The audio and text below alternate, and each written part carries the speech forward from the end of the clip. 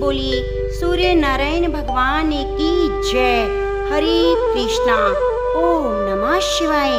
प्रिय भक्तजनों, आज आप सुनेंगे रविवार के दिन सूर्य नारायण भगवान की संपूर्ण कथा और साथ ही आदित्य हृदय स्तोत्र। तो आइए भगवान सूर्य नारायण के 12 नामों का श्रवण करते हुए कथा को शुरू करते हैं। सूर्य ग्रह के नकारात्मक प्रभाव को कम करने के लिए उनके 12 पवित्र मंत्रों का जाप अत्यंत प्रभावी होता है। यह मंत्र विधि विधान से ब्रह्म मुहूर्त के बाद स्नान करके उषा काल के समय जपने चाहिए। ऐसा करने से सूर्य के नकारात्मक प्रभाव को समाप्त किया जा सकता है। यदि किसी अन्य ग्रह का भी नकारात्मक प्रभाव है तो वह भी कम हो जाता है। शास्त्रों में सूर्य के 12 मंत्रों को अत्यंत शक्तिशाली और जीवन में शुभ परिवर्तन लाने वाला माना गया है। इनका नियमित जाप न केवल कुंडली के दोष को दूर करता है बल्कि जीवन में सफलता का संचार करता है। तो प्रिय भक्तजनों, आप बड़ी श्रद्धा पूर्वक मन लगाकर भगवान सूर्य नारायण के 12 मंत्रों का जप करते हुए कथा को पूरा जरूर सुनिएगा। कथा के अंत में आदित्य हृदय स्तोत्र का भी पाठ करेंगे, तो आप कथा को पूरी जरूर सुनिएगा। और यदि आपको कथा अच्छी लगती है तो कृपया चैनल को सब्सक्राइब करके बगल में बनी घंटी को दबा लीजिए। वीडियो को लाइक करके कमेंट बॉक्स में सूर्य नारायण भगवान की जय जरूर लिखिए। जय श्री गणेश। ओम आदित्याय नमः। ओम सूर्याय नमः। ओम रवे नमः। ओम पूष्णे नमः। ओम दिनेशाय नमः। ओम सावित्रे नमः। ओम प्रभाकराय नमः। ओम मित्राय नमः। ओम उषाकराय नमः। ओम भाण्वे नमः। ओम दिनमणाय नमः। ओम मार्तंडाय नमः। प्रेम से बोलिए सूर्य भगवान की जय। भगवान सूर्यदेव ग्रहों के राजा होने के साथ साथ पंच देवों में भी पूजे जाते हैं। ब्रह्म पुराण में वर्णित कथा के अनुसार पूरे संसार में कोई प्रकाश नहीं था, जिस कारण दिन और रात में कोई भेद नहीं था। एक समय की बात है, एक बार राक्षसों और देवताओं में युद्ध छिड़ गया। दैत्य देवताओं पर भारी पड़ने लगे, जिसके कारण देवताओं को स्वर्ग छोड़कर भागना पड़ा। इससे सारे देवता परेशान हो गए, इधर उधर बेहाल होकर घूमने लगे। फिर सारे देवता मिलकर अपनी माता अदिति के पास गए और उन्होंने जाकर अपनी समस्या बताकर मदद करने को कहा। तो माता अदिति ने कहा, तुम निश्चिंत रहो, मैं तुम्हारी सहायता अवश्य करूंगी। तब अदिति ने सूर्यदेव की उपासना की, उनसे वरदान मांगा कि वह उनके पुत्र के रूप में जन्म लें। तो उनकी इच्छा की पूर्ति के लिए सूर्यदेव की कृपा से सुषमा नाम की किरण अदिति के गर्भ में प्रवेश कर गई। गर्भ धारण करने के बाद में अदिति रोजाना सूर्यदेव के निमित्त कठिन व्रत करने लगी। तब उनके पति ऋषि कश्यप ने कहा, अदिति, आप इतने कठिन व्रत और अनुष्ठान करती हैं, इससे होने वाले शिशु को हानि पहुंच सकती है। तो देवी अदिति ने अपने पति की बात को मानकर अपने योग बल से अंड रूप में गर्भ को बाहर कर दिया, जिससे अत्यंत दिव्य तेज प्रज्वलित हुआ। भगवान सूर्यदेव शिशु रूप में उस गर्भ में प्रकट हुए और पूरा संसार रोशनी से भर गया। इस तेज रोशनी से डरकर दैत्य भाग खड़े हुए। इसके बाद स्वर्ग पर फिर से देवताओं का राज्य हो गया। माना जाता है कि उसी दिन से सूर्यदेव अंडज के रूप में आकाश में स्थापित हो गए और यह माघ माह के शुक्ल पक्ष की सप्तमी तिथि को हुआ, जिसे रथ सप्तमी के नाम से माना जाता है। तो प्रेम से बोलिए सूर्य नारायण भगवान की जय। प्रिय भक्तजनों, अब आइए सुनते हैं सूर्य नारायण की कथा। एक बुढ़िया थी, उसका नियम था कि हर रविवार को सवेरे ही स्नान करके घर को गोबर से लीपकर फिर भोजन तैयार करती, भगवान को भोग लगाकर भोजन करती। ऐसा व्रत करने से उसका घर अनेक प्रकार के धन धान्य से परिपूर्ण हो गया। श्री हरि की कृपा से किसी प्रकार की भी व्यथा दुख नहीं थी, सब प्रकार से घर में आनंद था। इस तरह कुछ दिन बीत जाने पर उसकी एक पड़ोसन, जिसकी गाय का गोबर वह बुढ़िया लाया करती, सोचने लगती, यह वृद्धा हमेशा मेरी गाय का गोबर ले जाती है, इसलिए अपनी गाय को घर के अंदर बांध लेती हूँ। बुढ़िया को गोबर ना मिलने से रविवार के दिन वह अपने घर को नहीं लीप पाई, इसलिए उसने ना तो भोजन बनाया और ना ही भगवान को भोग लगाया, स्वयं भी भोजन नहीं किया। इस प्रकार उसके निराहार व्रत किया। रात्रि हो गई और वह भूखी ही सो गई। रात में भगवान ने उसे स्वप्न में दिया, भोजन ना बनाने और भोग ना लगाने का कारण पूछा। वृद्धा ने गोबर ना मिलने का कारण बताया। तब भगवान ने कहा, माता, हम तुमको एक ऐसी गौ देंगे जिससे तुम्हारी सब इच्छाएं पूरी होंगी, क्योंकि तुम हमेशा रविवार को गौ के गोबर से लीप कर भोजन तैयार करके हमारा भोग बनाती हो। इससे हम बहुत खुश हैं। तुमको वरदान देता हूँ, निर्धन को धन और बांझ स्त्रियों को पुत्र देकर दुखों को दूर करता हूँ और अंत समय में मोक्ष देता हूँ। स्वप्न में ऐसा वरदान देकर भगवान तो अंतर ध्यान हो गए। वृद्धा की आंख खुली तो वह देखती है, आंगन में एक अति सुंदर गाय और बछड़ा बंधा हुआ है। वह गाय और बछड़े को देखकर बहुत खुश हुई, उनको घर के बाहर बांध दिया, वहीं खाने का चारा डाल दिया। जब उसकी पड़ोसन बुढ़िया के घर के बाहर एक अति सुंदर गाय और बछड़े को देखती है तो ईर्ष्या के कारण उसका हृदय जल उठता है और उसने देखा कि गाय ने तो सोने का गोबर किया है, तो वह इस गाय का गोबर ले आई और गाय का गोबर उसने उस जगह पर रख दिया। वह नित्य प्रति ऐसा ही करती। सीधी सादी बुढ़िया को इसकी खबर नहीं थी। तब सर्वव्यापी ईश्वर ने सोचा, चालाक पड़ोसन के कर्म से बुढ़िया ठगी जा रही है, तो ईश्वर ने संध्या के समय अपनी माया से जोर की आंधी चला दी। बुढ़िया ने अंधेरी के भय से गौ को भीतर बांध लिया।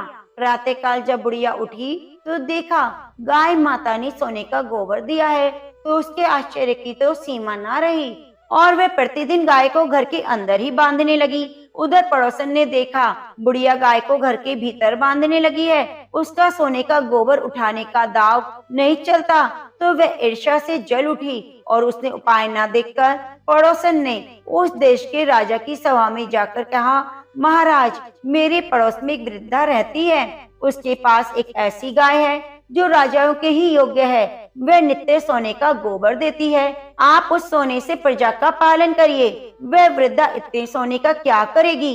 राजा ने यह सुनकर अपने दूतों को वृद्धा के घर से गौ लाने की आज्ञा दी। वृद्धा प्रातः ईश्वर का भोग लगाकर भोजन ग्रहण करने ही जा रही थी कि राजा के कर्मचारी गाय को खोलकर ले गए। वृद्धा काफी रोई, किंतु कर्मचारियों ने कोई बात नहीं मानी। उस दिन वृद्धा गाय के वियोग में भोजन भी न खा सकी और रात भर रोकर ईश्वर से गाय को पुनः पाने के लिए प्रार्थना करने लगी।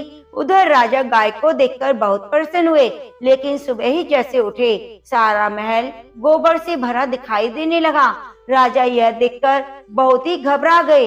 भगवान ने रात्रि में राजा को स्वप्न में कहा, राजा, गाय वृद्धा को लौटा दो, उसी में तुम्हारा भला है। उसके रविवार के व्रत से प्रसन्न होकर मैंने उसे ये गाय दी थी। प्रातः होते ही राजा ने वृद्धा को बुलाकर बहुत से धन के साथ उसको गाय को और बछड़े को लौटा दिया और उसकी दुष्ट पड़ोसन को बुलाकर उसे उचित दंड दिया। इतना करने के बाद राजा के महल से गंदगी दूर हुई। उसी दिन से राजा ने नगर वासियों को आदेश दिया कि राज्य और उसकी समस्त मनोकामनाओं की पूर्ति के लिए रविवार का व्रत करें। रविवार का व्रत करने से नगर के सभी लोग सुख संपत्ति से परिपूर्ण हो गए और सारी प्रजा सुख से रहने लगी। हे सूर्यदेव भगवान, जैसा आपने उस बुढ़िया को दिया, वैसे इस कथा कहानी कहने सुनने वाले हुंकारा भरने वाले को देना। तो प्रेम से बोलिए सूर्य देव की जय। अब आइए सुनते हैं आगे की कथा। एक समय की बात है, कुंदन नगरी में एक बहुत ही धर्मात्मा राजा राज्य करते थे। राजा बहुत ही सरल हृदय के थे। उनकी दो रानियां थी, अपितु दोनों ही रानियां बहुत ही दुष्ट स्वभाव की थी तथा राजा की 3 पुत्र भी थे। तीनों पुत्र बहुत ही निकम्मे और कामचोर थे।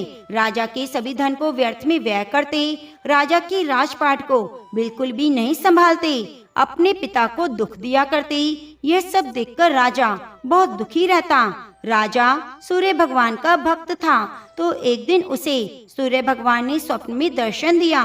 कहा, हे राजा, मेरी बताए अनुसार तुम पूर्व की दिशा में शिकार खेलने के लिए जाओ, वहीं तुम्हारी सभी मनोकामनाएं पूरी होंगी, वहीं पर तुम्हारे दुखों का अंत होगा। अब जब सुबह हुई तो राजा को स्वप्न वाली बात याद आती है। भगवान सूर्यदेव के आदेश के अनुसार राजा जंगल की तरफ चला। जंगल में शिकार के दौरान राजा को एक हिरण दिखाई दिया। राजा शिकार को देखते ही पीछे पीछे चल पड़ा। राजा हिरण का पीछा करते करते अपने घोड़े के साथ जंगल में बहुत दूर निकल गया। इस दौरान राजा के सिपाही उनसे पीछे रह गए। जंगल के अंदर भी राजा हिरण के पीछे पीछे बहुत दूर तक भटकते रहे। भटकते भटकते राजा को जंगल में प्यास लग गई। राजा को प्यास ने बहुत व्याकुल कर दिया। राजा को जंगल के अंदर एक झोपड़ी दिखाई दी। राजा ने बिना कुछ सोचे समझे उस झोपड़ी में जाना सही नहीं समझा। राजा जैसे ही उस झोपड़ी के पास पहुँचे तो देखा झोपड़ी में एक कन्या भोजन पका रही है। वे बहुत ही रूपवती, सुशील और सुंदर थी। राजा ने झोपड़ी में पहुँचते ही तुरंत कन्या से कहा, हे रूपवती कन्या, एक गिलास पानी लाओ, मुझे प्यास लगी है। कन्या ने राजा को पहचाना नहीं, लिहाजा एक खाट लाकर बिछा दी और राजा को आम आदमी की तरह बैठने को कहा। थोड़ी देर में राजा के लिए एक गिलास पानी लेकर आई। पानी देखते ही राजा ने राहत की सांस ली। लेकिन जैसे ही राजा ने पानी पीने के लिए गिलास हाथ में लिया तो राजा बहुत क्रोधित हो गया, क्योंकि पानी के गिलास में खराब तिनके पड़े हुए थे। राजा ने क्रोध में कन्या से पूछा, तुम्हारे पिता कहाँ हैं? कन्या ने बेहद शांत स्वभाव में कहा, मेरे पिता तो मिट्टी को मिट्टी में मिलाने गए हैं। राजा को लगा यह कन्या उनके साथ मजाक कर रही है। ऐसे में राजा का क्रोध और बढ़ गया। लेकिन राजा को प्यास ज्यादा लगी थी तो राजा ने कन्या को दूसरा साफ पानी लाने को कहा। कन्या थोड़ी देर में दूसरा गिलास पानी का लाई। राजा ने पानी पिया और अपनी प्यास बुझाई। राजा पानी पी रहे थे, इतने में लड़की के पिता भी बाहर आ गए। लड़की के पिता ने राजा को देखते ही पहचान लिया और राजा से हाथ जोड़कर आदर पूर्वक प्रणाम किया। लड़की के पिता ने कहा, महाराज, आप मुझ गरीब की झोपड़ी में पधारे, आपको देखकर मैं धन्य हो गया। कहिए आपका क्या सेवा कर सकता हूँ? तो राजा ने कहा, आज मैं जंगल में हिरण का शिकार करने आया था। शिकार करते करते बहुत आगे निकल गया। मेरे सभी सिपाही मुझसे पीछे छूट गए। ऐसे में जंगल के बीच में जब मुझे प्यास लगी तो मैं आपकी झोपड़ी में आया। झोपड़ी के अंदर आया तो देखा यह कन्या भोजन बना रही है। सोचा कन्या से पानी मांगकर पी लूं ताकि प्यास बुझ जाए। तब तुम्हारी इस दुष्ट कन्या ने मुझे जल में तिनके डालकर दे दिए ताकि मैं पानी ना पी सकूं। जब मैंने आपके बारे में पूछा तो इसने बताया कि पिता तो मिट्टी को मिट्टी में मिलाने गए हैं। राजा ने गुस्से में कहा, आपने अपनी कन्या को कैसे संस्कार दिए हैं? राजा की बात सुनकर लड़की के पिता ने राजा को जवाब दिया, महाराज, कन्या ने आपको बिल्कुल सही बात कही। दरअसल एक व्यक्ति की मृत्यु हो गई थी, मैं उन्हीं की मिट्टी में गया था। इसी बीच वह कन्या अपने पिता के लिए पानी का गिलास लेकर आई तो लड़की के पिता ने उनसे पूछा, बेटी, आपने राजा को पानी में तिनके मिलाकर क्यों दिए? तो कन्या ने कहा, पिताजी, राजा बहुत दूर से आए थे, उनका शरीर पसीने से तरबतर हो रहा था। ऐसे में यदि राजा तुरंत पानी दे देती तो राजा बीमार हो सकते थे, इसलिए मैंने सोचा राजा को मना तो नहीं कर सकती, पर पानी में तिनके मिलाकर दे दूं ताकि राजा दिया हुआ पानी ना पी सके। इतने में जब तक मैं दूसरा पानी लाऊंगी तब तक राजा का पसीना सूख जाएगा। राजा ने जैसे कन्या की बात सुनी तो भावुक हो गए। सोचा जिस कन्या पर इतना क्रोध कर रहा था, आखिर वह कन्या कितनी भली निकली, कितनी सोच अच्छी है। राजा कन्या की बात सुनकर बहुत प्रसन्न हुए। राजा ने निश्चय किया, मैं इसी कन्या से विवाह करूंगा, यह मेरी रानी बनेगी और यही मेरे होने वाले राजकुमार को जन्म देगी, इस राज्य की होनहार और दयालु राजा को जन्म देगी। यह सोचकर राजा ने उस आदमी से उस लड़की का हाथ मांगा और उस लड़की से राजा ने विवाह कर लिया, अपनी रानी बनाकर महल में ले आए। इस प्रकार से भगवान सूर्यदेव की कृपा से राजा को सुंदर, सुशील, संस्कारी पत्नी मिली और पत्नी से राजा को एक सुंदर तेजस्वी पुत्र का जन्म हुआ, जो आगे चलकर राजा का नाम रोशन करता है, एक दयालु राजा के रूप में प्रतिष्ठित होता है। तो प्रेम से बोलिए सूर्य नारायण भगवान की जय। इसी गांव में एक माँ और बेटी रहती थी। दोनों ही सूरज भगवान का यानी कि रविवार के दिन व्रत करती। एक बार की बात है, रविवार के दिन माँ ने बेटी से कहा, बेटी मैं पानी लेने जा रही हूँ, तू 2 रोट बना के रख लेना, एक छोटा रोट बनाना और एक थोड़ा बड़ा बना लेना, इतना ही बनाना जितना हम पूरा खा सकें, क्योंकि रविवार के व्रत में रोट को झूठा नहीं छोड़ते, और रोट के आटे में नमक भी मत डालना, क्योंकि रविवार को नमक नहीं खाया जाता। यह कहकर माँ तो पानी भरने चली गई और बेटी रोट बनाने लगी। तभी सूर्यदेव ने सोचा, क्यों न आज इसकी परीक्षा ली जाए। तो सूर्य भगवान एक साधु बाबा का वेश बनाकर वहाँ आए और भिक्षा मांगने लगे। तो लड़की ने कहा कि मेरी माँ का तो रोट बन गया है, पर जब मेरा रोट बनेगा तो मैं उसमें से आपको दे दूंगी। तो बाबा ने कहा, जो रोट बन चुका है उसी में से दे दो, नहीं तो मैं जा रहा हूँ। बेटी ने कहा, थोड़ा रुक जाओ बाबा, मेरा रोट बस बनकर तैयार हो गया है, आप खा लेना। जैसे ही बेटी का रोट तैयार हुआ तो उसे बाबा को परोस दिया।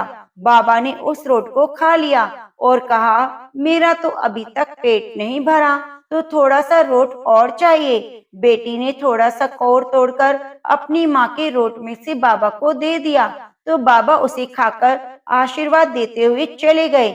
जब लड़की की माँ घर आई तो उसने रोट में से एक कौर तोड़ी हुई देखी, तो बेटी से पूछा कि मेरे रोट की कोर कैसे टूट गई। तो बेटी ने सारी बात बता दी।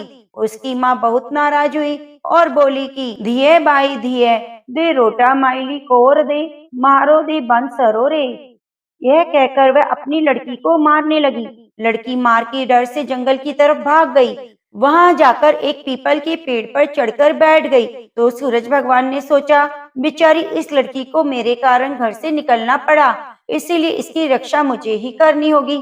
अब सूरज भगवान रोजाना उसके लिए चूरमे का एक लड्डू और एक लोटा पानी भेज देते। लड़की मजे से खा पी लेती और वहीं बैठी रहती। एक दिन राजा शिकार खेलते हुए उधर से निकला। थकान मिटाने के लिए उसी पेड़ के नीचे आराम करने के लिए रुक गया। तो राजा ने अपने सेवक से कहा, आज तो मेरी प्यास से जान निकली जा रही है, चुल्लू भर पानी मिल जाता तो प्राण बच जाते, वरना आज तो मेरी मौत निश्चित है। पेड़ पर बैठी लड़की ने यह बात सुनी तो उसने चुल्लू भर पानी डाल दिया।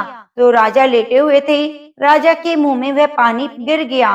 तो राजा ने कहा, अरे सेवक, आधी जान तो बच गई, एक चुल्लू पानी और मिल जाए तो आधी जान बच जाएगी। लड़की ने एक चुल्लू भर पानी और डाल दिया तो राजा ने वह पानी भी पी लिया। लेकिन राजा को आश्चर्य हुआ, पेड़ पर कोई तो है। तो राजा ने अपने सेवक से कहा, मुझे लगता है पेड़ के ऊपर कोई है, तू चढ़कर ऊपर देख कि ऊपर कौन बैठा हुआ है। जैसे ही सेवक राजा की आज्ञा सुनकर पेड़ पर चढ़ा तो वहाँ एक लड़की बैठी हुई थी। लड़की ने सेवक से कहा, भैया तुम ये स्वादिष्ट लड्डू खा लो, पानी पी लो, और राजा को मेरे बारे में कुछ नहीं बताना। यह कह देना ऊपर कोई नहीं है, पता नहीं राजा मेरे साथ कैसा व्यवहार करेंगे। सेवक तो भूख प्यास से परेशान था। उसने लड्डू खाया, पानी पिया, नीचे जाकर राजा से कह दिया, ऊपर तो कोई नहीं। राजा ने सेवक से कहा कि खाया हुआ और नहाया हुआ व्यक्ति कभी छुप नहीं सकता। जब तू ऊपर गया था तो बिल्कुल थका हुआ था और आया है तो एकदम तरोताजा दिख रहा है। बता मुझे क्या बात है, मुझे शक हो रहा है, मैं खुद ऊपर जाकर देखता हूँ। यह कहकर राजा पेड़ पर चढ़े तो वहाँ ब्राह्मण की एक सुंदर सी कन्या को पाया। तो राजा ने कहा, डरो नहीं, तुम बहुत सुंदर हो, तुम मेरे साथ चलो, तुम्हारे कारण ही आज मेरी जान बची है, मैं तुमसे विवाह करना चाहता हूँ। तो लड़की राजा के साथ चली गई। राजा ने उसके साथ विवाह कर लिया। साल भर में ही उसने एक बहुत सुंदर बच्चे को जन्म दिया। राजा की अन्य रानियां थी, उन्हें कोई संतान नहीं थी, तो वह रानियां उस रानी की सुंदरता से और उसके पुत्र से बहुत ही ईर्ष्या करती। हर समय राजा से कोई न कोई शिकायत करती रहती, लेकिन राजा ध्यान नहीं देते। तो वह लड़की रोजाना सुबह जल्दी उठती और पीपल को सींच कर आती, वह पूजा करती, कथा सुनाती, फिर घर आ जाती। रविवार के दिन आंकड़े के पौधे की पूजा करती, उस दिन व्रत रखती। तो रविवार था, लड़की ने व्रत किया, उसने अपने लिए रोट बनाया। तो जब रानियों ने देखा इतना बड़ा सारा रोट बनाया है तो वे भागी भागी राजा के पास गई और बोली, राजा तुम्हारी रानी ने रोट बनाया है, बनाना तो आता नहीं, इतना बड़ा सारा रोट है, अगर आप खाओगे तो आपका पेट दुखेगा, अगर रानी खाएगी तो कुंवर सा का पेट दुखेगा। नई रानी ने यह बात सुन ली तो उसने रोट को थाली के नीचे छुपा दिया और फिर सूर्य भगवान से सहायता के लिए प्रार्थना करने लगी। अब तो राजा ने सोचा कि बच्चे की बात है, उसकी तबीयत खराब ना हो जाए, इसलिए राजा को छोटी रानी से पूछने जाना पड़ा। राजा छोटी रानी के पास गया और पूछा, थाली के नीचे क्या है? छोटी रानी ने कहा कि मेरे गरीब पीहर से आया हुआ उपहार है, आप देखकर क्या करेंगे? तो राजा ने थाली उठाई तो देखा उसके नीचे एक सोने का चक्कर था। तो राजा ने कहा, वाह भाई, गरीब पीहर वालों का ऐसा उपहार। छोटी रानी कुछ नहीं बोली, मन ही मन सूर्यदेव का धन्यवाद करती है। और ऐसा करते करते कई दिन बीत गए। एक दिन रानी खिड़की में खड़ी थी, तभी उसे उसकी माँ दिखाई दी, जो बिल्कुल दरिद्र गरीब अवस्था में थी। उसने सोचा कि माँ को यहाँ बुला लेती हूँ, आराम से रह लेगी, इतने नौकर चाकर हैं, वह भी कुछ काम कर लेगी, किसी को पता भी नहीं चलेगा, इस तरह धूप में घूमना नहीं पड़ेगा। तो उसने एक दासी को भेजकर माँ को बुलवाया। तो रानी की माँ तो अंदर आते ही अपनी बेटी को देखकर कहने लगी, दिए माई दिए दे, रोटी माली कोर दे, मारो ते पण सारो दे।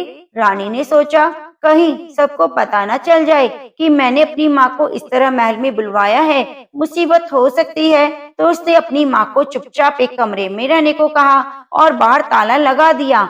ऐसा करते करते 2-3 दिन बीत गए, लेकिन एक दिन राजा की अन्य रानियों को पता चल गया कि कमरे में कोई तो है। तभी तो छोटी रानी इसमें बार बार जाती आती है। तो वह राजा के पास गई और बोली, राजा जी, हमें रानी के व्यवहार पर संदेश है। एक दिन एक औरत महल में आई, वे महल में घुसी तो थी पर वापस नहीं निकली। तो छोटी रानी ने यह भी सुन लिया, तो फिर सूर्य भगवान से इस विपत्ति से बचाने की प्रार्थना करने लगी।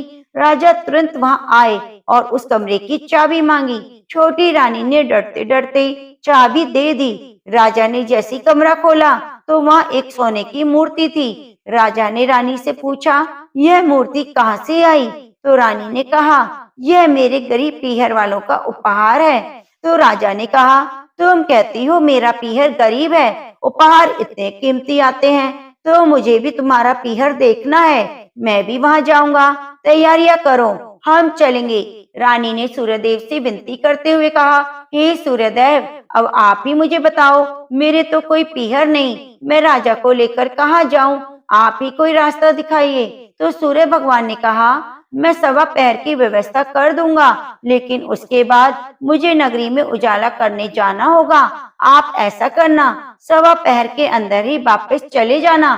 तो सूर्य भगवान ने जंगल में अपनी माया से नगरी बसा दी, महल झरोखे बना दिए, बाग बगीचे बना दिए, रिश्तेदार बना दिए, सब कुछ बना दिया। महल की रसोई में कई प्रकार के व्यंजन भी बन रहे थे, दास दासियां आ जा रही थी। तो राजा रानी अपने बेटे सहित वहां पहुंचे, खूब भगत की, सबसे मिलकर खा पी कर रानी ने कहा, वापिस चलते हैं। तो राजा ने कहा, क्या जल्दी पड़ी है, थोड़ा आराम कर लो। तो रानी ने एक बार फिर राजा से कहा, वापिस चलते हैं, लेकिन राजा ने वापिस चलने से मना कर दिया। तो रानी ने अपने बेटे को धीरे से चूटी काट दी, वह जोर जोर से रोने लगा। राजा ने कहा, क्या बात है, बालक क्यों रो रहा है? तो रानी ने कहा, पता नहीं इसे क्या हो गया है, चलो महल चलते हैं, वहीं जाकर कुछ करेंगे, मुझे तो बहुत डर लग रहा है। जो राजा वहां चल पड़े। थोड़ी दूर जाने पर राजा को ध्यान आया कि उनकी कटार वहीं रह गई है। राजा ने सेवक को कटार लाने के लिए भेज दिया। जैसे ही सेवक वहां गया तो वह जंगल के सिवा कुछ नहीं था, कटार झाड़ी में पड़ी थी। कटार लेकर सेवक भागा भागा आया, उसने राजा को सब कुछ बता दिया। तो राजा को तो पहले ही शक था। राजा ने तलवार निकाली और गुस्से में रानी से कहा, सच सच बताओ। रानी ने डरते डरते सब कुछ कह डाला, सूरज भगवान की कृपा और मदद के बारे में भी बताया। तो ये सब सुनकर राजा को बहुत खुशी हुई और रानी को रविवार के व्रत अच्छे से करने को कहा, जिससे रानी का मान सम्मान और भी अधिक बढ़ गया। तभी से माना जाता है कि रविवार का व्रत करने से खोया हुआ मान सम्मान वापस आ जाता है। हे सूर्य भगवान, जैसे अपने सुख उस लड़की को दिया, वैसे कहानी कहने सुनने वाले सबको देना। तो प्रेम से बोलिए सूरज भगवान की जय। ओम गणेश सूर्याय नमः। अब आइए सुनते हैं आदित्य हृदय स्तोत्र। उधर श्री रामचंद्र जी युद्ध से थककर चिंता करते हुए रणभूमि में खड़े हुए थे। इतने में ही रावण भी युद्ध के लिए उनके सामने उपस्थित हो गया। यह देख भगवान अगस्त्य मुनि, जो देवताओं के साथ युद्ध देखने के लिए आए थे, श्री राम जी के पास जाकर बोले, सबके हृदय में रमण करने वाले माँ बाहो राम, यह सनातन गोपनीय स्तोत्र सुनो। वत्स, इसके जप से तुम युद्ध में अपने शत्रुओं पर विजय पा सकोगे। इस गोपनीय स्तोत्र का नाम है आदित्य हृदय। यह परम पवित्र और संपूर्ण शत्रुओं का नाश करने वाला है। इसके जप से सदा विजय की प्राप्ति होती है। ये नित्य अक्षय और परम कल्याण में स्तोत्र है। संपूर्ण मंगलों का भी मंगल है। इससे सब पापों का नाश हो जाता है। ये चिंता और शोक को मिटाने, आयु को बढ़ाने वाला उत्तम साधन है। भगवान सूर्य अपनी अनंत किरणों से सुशोभित है। ये नित्य उदय होने वाले देवता और असुरों से नमस्कृत विश्ववान नाम से प्रसिद्ध प्रभा का विस्तार करने वाले और संसार के स्वामी हैं। तुम इनका रश्मते नमः, समुद्रते नमः, देवासुर नमस्कृताय नमः, विश्वते नमः, भास्कराय नमः, ईश्वराय नमः, इन नाम मंत्रों के द्वारा पूजन करो। संपूर्ण देवता इन्हीं के स्वरूप है। ये तेज की राशि और अपनी किरणों से जगत को सत्ता और स्फूर्ति प्रदान करने वाले हैं। यही अपनी रश्मियों का प्रसार करके देवता और असुरों सहित संपूर्ण लोकों को पालन करते हैं। यही ब्रह्मा विष्णु शिव स्कंद प्रजापति इंद्र कुबेर काल यम चंद्रमा वरुण पितर वसु साध्य अश्विन कुमार मरुदगण मनु वायु अग्नि प्रजा प्राण ऋतुओं को प्रकट करने वाले और प्रभा के पुंज हैं। इन्हीं के नाम आदित्य, अदिति पुत्र, सविता, जगत को उत्पन्न करने वाले, सूर्य सर्वव्यापक, खग आकाश में विचरने वाले, पूषा पोषण करने वाले, गवस्तिमान प्रकाशमान, सुवर्ण सदृश, भानु प्रकाशक, हिरण्य रेता, ब्रह्मांड की उत्पत्ति के बीज, दिवाकर रात्रि का अंधकार दूर करके दिन का प्रकाश फैलाने वाले, हरिदश्व दिशाओं में व्यापक और हरे रंग के घोड़े वाले, सहस्त्राचर्य हजारों किरणों से सुशोभित, सप्त सप्ती 7 घोड़ों वाले, मरीचिमान किरणों से सुशोभित, तिमिरो मंथन अंधकार का नाश करने वाले, शंभु कल्याण की उद्गम स्थान, त्वष्टा भक्तों का दुख दूर करने वाले, जगत का संहार करने वाले, मार्तंडक ब्रह्मांड को जीवन प्रदान करने वाले, अंशुमान किरण धारण करने वाले, हिरण्यगर्भ ब्रह्मा शिशिर स्वभाव से ही सुख देने वाले, तपन गर्मी पैदा करने वाले, अहस्कर दिनकर रवि सबकी स्तुति के पात्र, अग्निगर्भ अग्नि को गर्भ में धारण करने वाले, अदिति पुत्र शंख आनंद स्वरूप एवं व्यापक, शिशिर नाशन शीत का नाश करने वाले, व्योमनाथ आकाश के स्वामी, तमोभेदी अंधकार को नष्ट करने वाले, ऋग यजु सामवेद की पारगामी, घन वृष्टि घनी वृष्टि के कारण, अपा मित्र जल को उत्पन्न करने वाले, विंध्य विधि पलगम आकाश में तीव्र वेग से चलने वाले, आतपी घाम उत्पन्न करने वाले, मंडली किरण समूह को धारण करने वाले, मृत्यु पिंगल भूरे रंग वाले, सर्वतापन सबको ताप देने वाले, कवि त्रिकालदर्शी विश्व सर्वस्वरूपी, महातेजस्वी रक्त लाल रंग वाले, सर्वोद्भव सबकी उत्पत्ति के कारण, नक्षत्र ग्रह तारों के स्वामी, विश्व भावन जगत की रक्षा करने वाले, तेजस्वियों में भी अति तेजस्वी, 12 आत्मा 12 स्वरूपों में अभिव्यक्त, इन सभी नामों से प्रसिद्ध सूर्यदेव आपको नमस्कार है। पूर्व गिरी उद्याचल और पश्चिम गिरी अस्ताचल के रूप में आपको नमस्कार है। ज्योतिर्गणों ग्रह और तारों के स्वामी, दिन के अधिपति आपको प्रणाम है। आप जय स्वरूप विजय और कल्याण के दाता हैं। आपके रथ में हरे रंग के घोड़े जुते रहते हैं। आपको बारंबार नमस्कार है। सहस्त्र किरणों से सुशोभित भगवान सूर्य आपको बारंबार प्रणाम है। आप अदिति के पुत्र होने के कारण आदित्य नाम से प्रसिद्ध हैं। आपको नमस्कार है। उग्र अभक्तों के लिए भयंकर, वीर, शक्ति संपन्न, सारंग, शीघ्रगामी सूर्य देव को नमस्कार है। हमलों को विकसित करने वाली प्रचंड तेजधारी मार्तंड को प्रणाम है। आप ब्रह्मा, शिव और विष्णु के भी स्वामी हैं। सूर्य आपकी संज्ञा है। यह सूर्यमंडल आपका ही तेज है। आप प्रकाश से परिपूर्ण हैं। सबको सुहा कर देने वाला अग्नि आप ही का स्वरूप है। आप रौद्र रूप धारण करने वाले हैं।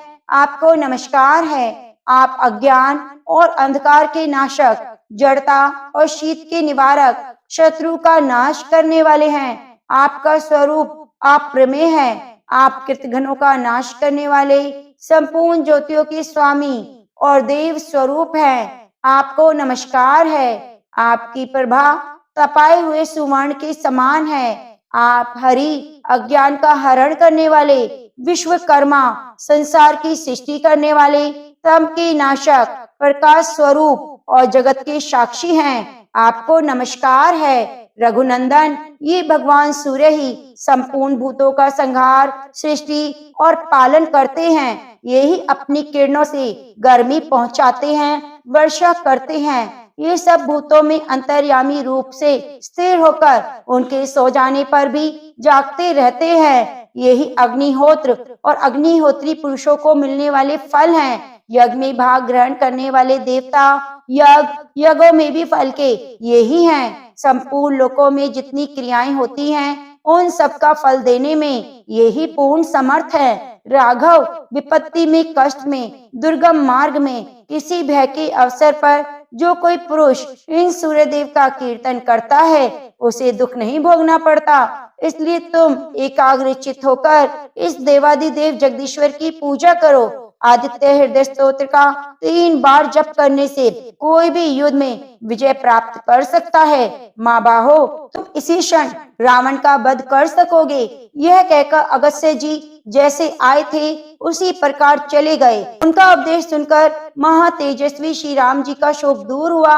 उन्होंने प्रसन्न होकर शुद्ध चित्त से आदित्य हृदय को धारण किया और 3 बार आचमन करके शुद्ध हो भगवान सूर्य की ओर देखते हुए 3 बार जप किया। इससे उन्हें बड़ा हर्ष हुआ। फिर परम पराक्रमी रघुनाथ जी ने धनुष उठाकर रावण की ओर देखा। उत्साह पूर्वक विजय पाने के लिए वे आगे बढ़े। उन्होंने पूरा प्रयत्न करके रावण के वध का निश्चय किया। इस समय देवताओं के मध्य में खड़े हुए भगवान सूर्य ने प्रसन्न होकर श्री राम जी की ओर देखा।